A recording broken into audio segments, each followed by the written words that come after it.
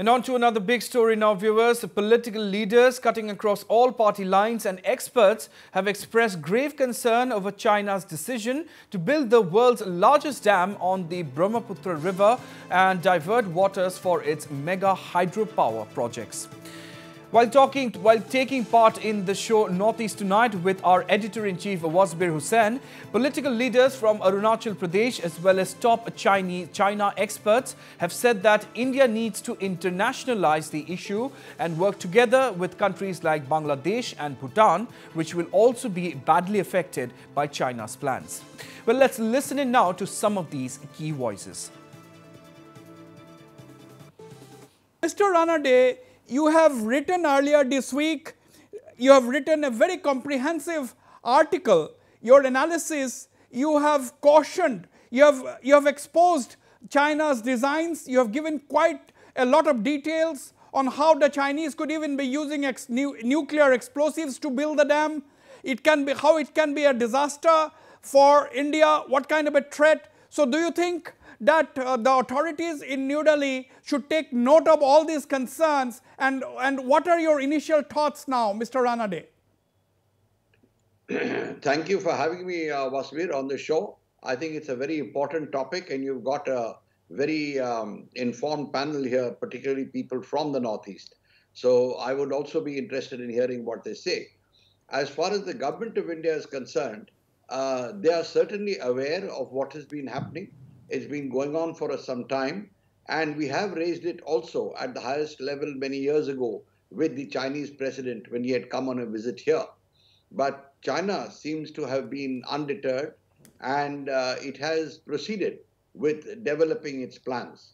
For that, we can look at the 17 planned dams, of which I think 4 or 5 are either under construction or have been built in the upper reaches of the Brahmaputra. The Changmu is one which has come up, and there are more planned. But this particular project, as and when it goes through, mark my words, I'm not saying if, I'm saying as and when it goes through, it will lead to certainly, at the least, severe silting of the Brahmaputra, which will impact adversely on Bangladesh and to a lesser extent on us. But the series of dams that are going to be built will drastically reduce the flow of the Brahmaputra and lead to its own attendant problems. So I think it's a serious matter which we need to take up with the Chinese authorities and possibly also with other countries which are affected by China's behavior as an upstream country, like the countries of the Mekong River, and later on maybe take it up at the international level also, an international forum. Mr. Tapir Gao, you know, the Chinese are building this largest hydroelectric power project, 200 billion cubic meters of water to be diverted annually, and the Chinese will be able to produce 300 billion kilowatt hour of clean, renewable and zero carbon electricity once the dam is built. What kind of a concern do you have? How do you view this? Because you are in Arunachal Pradesh, the state nearest to China where this dam project is being built, Mr. Tapir Gao. This is a great concern for not only for the Northeast. This is a great concern for the whole of the country, and this is not a new subject that we are discussing today. China they are already planned many years ago, and the government of India also knows it, that China is going to have a big dam and they are going to divert the water to their Yellow River. So if the China is constructing this very big dam, then entire northeastern region, including Bangladesh, will be a dry zone in future. Environmentally, everything will be affected. So whether China has signed the water treaty, it doesn't matter, but we need to take up this matter with the China. But I don't trust the China will agree upon it the issue that I would like to highlight today is we have four major rivers that originate from China. Tibet, China is Luhit River, the Siang River, Subansiri River, and the Nyangdamsu River in Tawang. All these four major rivers, we need to construct our dam in our states and in any other place where it is feasible. As a public leader expressing concern over the Chinese designs for so long, Mr. Ninongering, how do you view the situation now? Construction of a dam will be kind of a construction of a water bomb. We already had the problems with the four dams which have been construction. You can see in the last 3-4 years, there's been a lot of siltation and a lot of erosion along the Siang and also the Brahmaputra. A lot of you can say villages have been eroded in Mebo, Sigar, Raling, Namsing, Mer. So you can see that the whole system, the ecology has been changed. The marine life have been destroyed.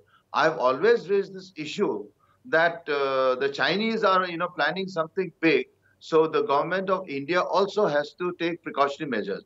Of course, the present Chief Minister's father, late father, Mr. Darji Khanda, who was a very good friend of mine, had proposed a lot of dams. Now it is, I think it could be our fault, the people of Arunachal and also the people of Assam, like Akhil Gogoi ji. I would like to take his name because he has always objected to the construction of dams, let it be the Subansiri or the Siang. And I don't know if there is a kind of a hidden agenda why this has been stopped. Now the construction of this big dam, which will be in just on the borders, that is near Bising, Gailing, must be about 50 to 60 kilometers upstream.